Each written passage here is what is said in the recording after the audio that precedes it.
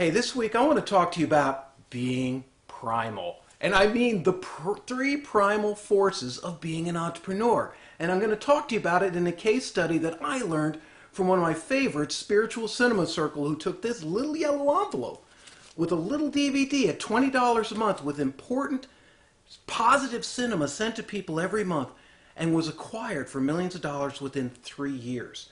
Now, how did they do it? By copying or doing any guru thing? Let me share a little bit about their story and the three primal forces of entrepreneurs that they showed. Number one primal force is be passionate about solving the problem. Don't be passionate about your product or service. I want you to love that, but that's old school. Nowadays, it's all about the problem, and the people who really succeed are passionate about the problem. Steve Simon had been doing films in Hollywood for years, producing films, blockbuster like Bill and Ted's Excellent Adventure, and films that he loved, like What Dreams May Come, films of heart and meaning. But in cinema, he had found, as we all do, that it's become a game of blockbusters. Every film had to make $100 million. The problem was, you didn't get to see the great stories, the passionate stories, the stories that won't make $100 million. How could he solve that problem? Well, primal force number one, he felt that problem because, leading to primal force number two, your market is a tribe and you are a member. Remember that. You're a member of a tribe, and Stephen was a member of a tribe of people that really loved to hear great stories. It's ancient. It's built in our DNA. How do we get these out? Well, before he created the actual product or service, he went out, did speaking engagements, research, talked to people, talked to possible customers.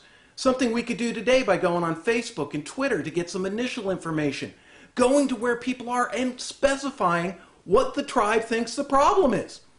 Because if you're passionate about a problem and you solve it, that's a great product or service. That's where it goes quantum.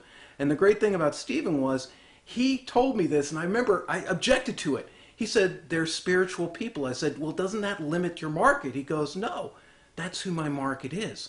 Why would I care about anyone else? So being very specific about your market and researching it and knowing that not only are you providing a passionate solution to a problem, but you're a member of that tribe. One of my best recommendations is make sure you'd want to buy your product or service. Don't just sell it. I mean, there are people who can do that, but the really successful ones actually know and walk in the shoes of their audience, their tribe. And finally, number three, prove the solution to the tribe, your market, before you create the product or service. This seems so counterintuitive, but he went out with the idea, and look at this, a simple yellow envelope, a simple DVD. Anyone could do this today. But what was most important is what anyone could not do is go out and prove that problem to their audience. So he went out and talked to possible customers and talked to possible referral partners, joint venture partners, to listen what they liked, what they didn't like, what made sense. And when he found synergy, when he found people were getting it, this is the key. When they know that you're solving a problem, all the doors open, because the problem is what connects you to the tribe.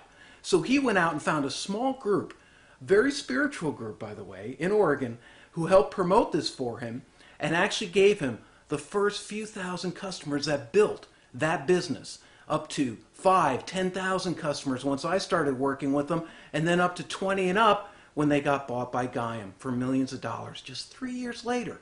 So really, what did he do? He's doing what you could do as an entrepreneur. Unleash the primal forces that are in hand in your market.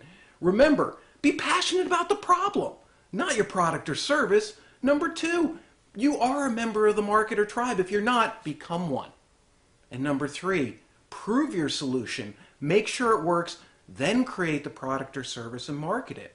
That way, if it doesn't work, if you're wrong, you save time, you save money, and most importantly, you save yourself from wasting time just sitting alone, because guess what?